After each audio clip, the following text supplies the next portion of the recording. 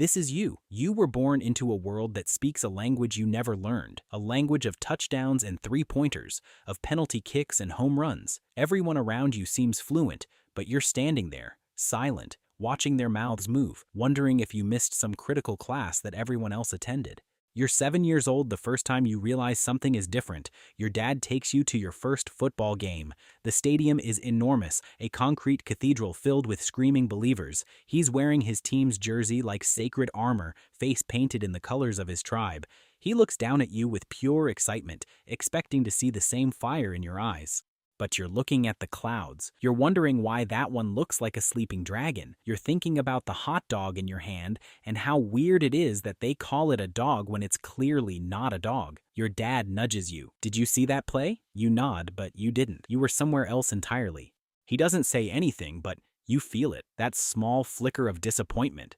You're too young to name it, but old enough to carry it. Growing up, you try. You really do. You memorize a few player names because the other kids seem to worship them like gods. You learn to say things like, "Great game last night," even when you didn't watch it. You become fluent in the art of the head nod, the vague agreement, the strategic bathroom break when the conversation gets too specific. Did you catch the match? Ah, I missed it. How'd it go? This becomes your survival phrase.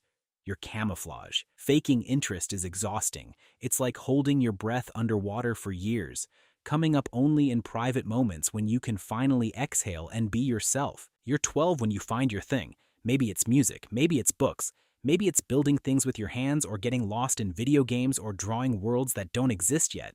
Whatever it is, it lights you up from the inside. It makes hours feel like minutes. It makes you forget to eat. But when Monday comes and the boys are talking about last night's game, you have nothing to add. You stand at the edge of the circle, hands in your pockets, smiling at jokes you don't understand. Someone asks if you watched. You shake your head. The conversation moves on without you. It's not cruelty. It's just exclusion by default. They don't mean to leave you out. They just don't know how to include you. The sports world has its own gravity, and you're floating somewhere outside of it, weightless and alone.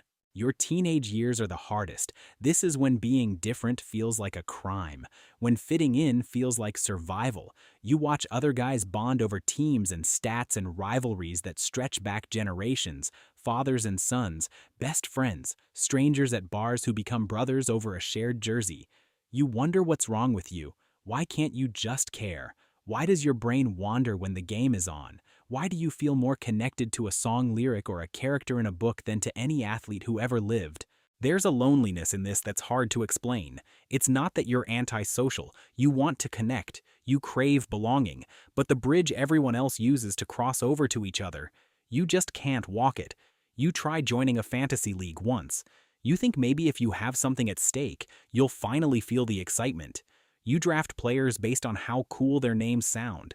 You forget to check your lineup for 3 weeks straight.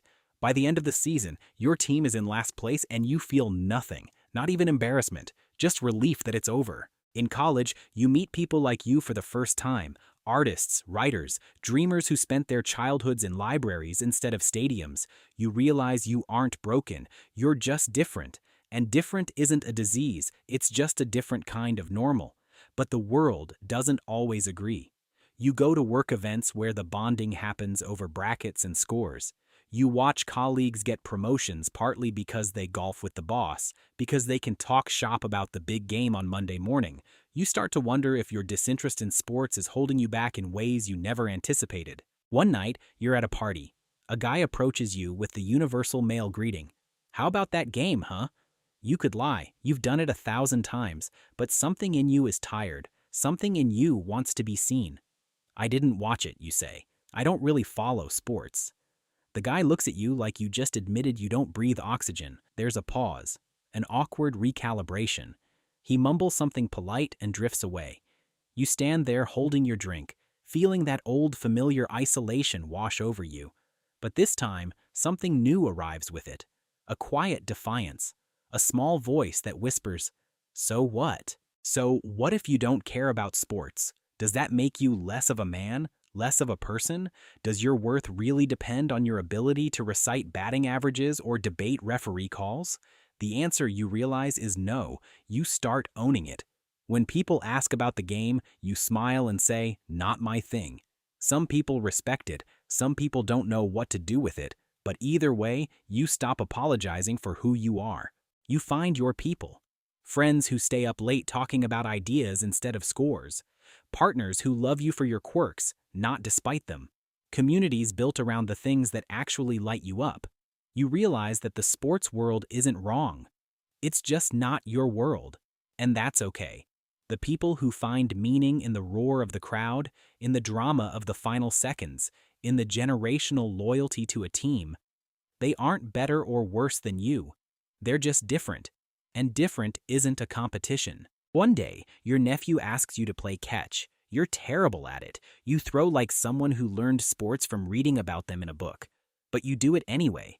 Not because you suddenly love sports, but because you love him, because connection comes in 1,000 forms, and sometimes you meet people where they are. You go home that night and sit at whatever your thing is. Piano keys, blank canvas, blinking cursor, open book, whatever portal takes you to the place where you feel most alive. You play, you create. You disappear into the thing that chose you when you were too young to understand what choosing meant. The world will keep spinning around games and championships and rivalries that span centuries. People will keep asking if you watched the game. You'll keep saying no. And somewhere in that honesty, in that refusal to pretend, you'll find a freedom that's better than any trophy. Because the truth is, life isn't about obsessing over the same things everyone else obsesses over. It's about finding what makes your heart beat faster, what makes you lose track of time, what makes you feel like the truest version of yourself. For some people, that's sports. For you, it's something else entirely. So the next time someone looks at you like you're speaking another language because you don't know who won last night, just smile. Because you do speak another language, one just as beautiful, just as meaningful, just as worthy of obsession. It just doesn't have a scoreboard. Guys, if you enjoyed this video, please don't forget to like, comment, and subscribe to the channel so I can keep making these videos for you guys. Thank you so much, and I'll see you in the next video.